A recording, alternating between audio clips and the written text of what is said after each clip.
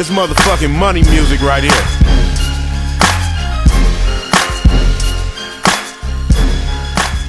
Olá pessoal, eu sou Eduardo Haddad e nós estamos aqui novamente no escritório da Fit House, hoje para responder algumas perguntas que surgiram durante a semana. E nós estamos dando continuidade às respostas dos e-mails, porque são perguntas de colegas de trabalho e eu não posso deixar vocês sem uma resposta, afinal de contas, né, muitos de vocês foram meus alunos ou na graduação ou na pós. Mas tem perguntas muito importantes de entusiastas da atividade física, pessoas que praticam. E, bom, normalmente o pessoal manda um trecho de uma matéria que algum professor escreveu e pede: Haddad, por favor, comente. Não, pessoal, eu não vou comentar a postagem de um outro professor, uma matéria de uma revista, afinal de contas, é a opinião de um profissional. E eu não tenho por que comentar algo que ele está expondo o conhecimento dele, da mesma forma que eu também estou fazendo aqui. Mas é que esse assunto em particular é muito importante.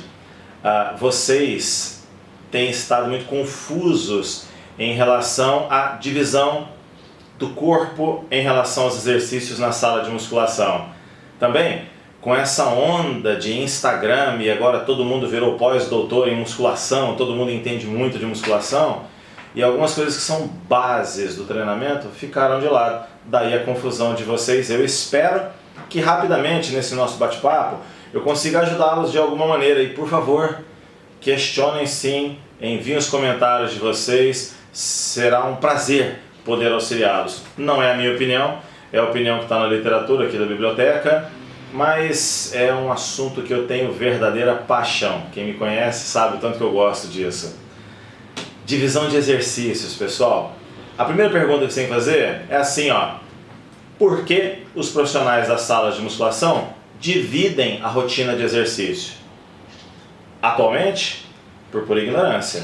Porque na verdade, no passado a divisão foi feita para diminuir o estresse e diminuir um pouco o tempo que as pessoas ficavam na academia. Os trabalhos originais de musculação, os primeiros trabalhos, eles citavam séries únicas, rotinas únicas, 1 ou 2 exercícios para todos os grupos musculares e todo mundo ia muito bem. Acontece que falávamos de uma academia que abria segunda, quarta e sexta. Aí as academias começaram a funcionar todos os dias e as rotinas começaram a ter uma necessidade de ajuste. Mas nós já tínhamos academias que funcionavam todos os dias e as pessoas faziam um exercício para cada grupo muscular, treinavam o corpo todo, o dia todo. A grande necessidade surgiu quando a intensidade dos exercícios foi aumentando. E por que foi aumentando? Coloca um par de dumbbells de 50 quilos lá na sua academia e espere um mês. Você vai descobrir que rapidinho as pessoas vão estar pegando aquele peso. É lógico isso. Agora, vamos analisar. Aumentei a intensidade do exercício, eu aumentei o estresse mecânico, a possibilidade de microlesões na musculatura e também o gasto de glicogênio muscular. Bem, o glicogênio muscular nós sabemos em horas quanto tempo ele demora para se restaurar e supercompensar. De 48 até 72 horas, você tem uma recuperação ótima dos níveis de glicogênio muscular. Claro que isso depende da dieta, mas uma dieta normocalórica já satisfaz isso. Quanto à quebra das proteínas, essa é difícil responder, porque nós contamos com uma coisa que se chama individualidade biológica. Tem alguns bem-nascidos por aí que sintetizam proteína numa velocidade extraordinária. Extraordinária. A pessoa olha para o peso e aumenta a massa muscular. Essas pessoas talvez recuperem os tecidos mais rapidamente. Mas nós, os meros mortais, precisamos de mais tempo. O apontamento que nós temos na literatura para séries máximas de 12 repetições, com rastreamento das microlesões, apontou uma recuperação após 10 dias. Ninguém vai dividir um treino com intervalos de 10 dias, mas isso foi um experimento de laboratório. Não dá para você pegar isso e levar puramente para as academias, como alguns professores inocentemente fazem por aí. A pesquisa é uma evidência, ela precisa de ajustes para ser colocada na prática. Mas não é disso que nós vamos falar hoje não. Presta atenção. Nós precisamos de mais horas para a recuperação do glicogênio, mais dias para a recuperação das proteínas. E nós precisamos ter a certeza que a flexibilidade está íntegra e que não tem a presença de dor muscular. Foi daí que surgiu a rotina dividida, que ela poderia ser dividida em rotina A e B, membro superior e membro inferior, de qualquer outra maneira. O que não dá é para você exercitar no dia seguinte um músculo que já foi treinado hoje. Isso não fazia muito sentido. Agora, o grande ponto que chama a nossa atenção é o seguinte: quando as pessoas hoje discutem rotinas divididas, elas sempre estão sugerindo que esse músculo já trabalha junto com o outro. Quer um exemplo? Que o tríceps já trabalha quando você faz supino. Olha, mas isso eu sabia desde antes da faculdade, com meus 16 anos, 15 anos, isso não é novidade. As pessoas, elas estão perguntando para você se isso causa hipertrofia.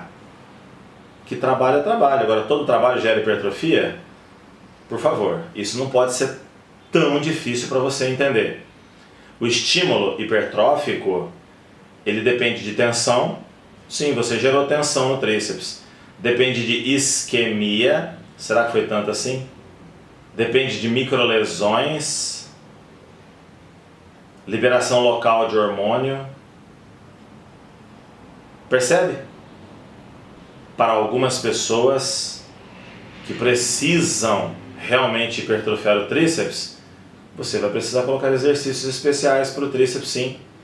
E talvez, só talvez, ao raciocinar assim, você consiga entender por que colocar sessões especiais para esse ou aquele músculo para diferentes indivíduos.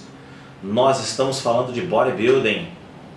O problema é que as pessoas usam o raciocínio de condicionamento, se esse músculo trabalha ou não trabalha, e aí já valeu, e querem o resultado de um bodybuilder.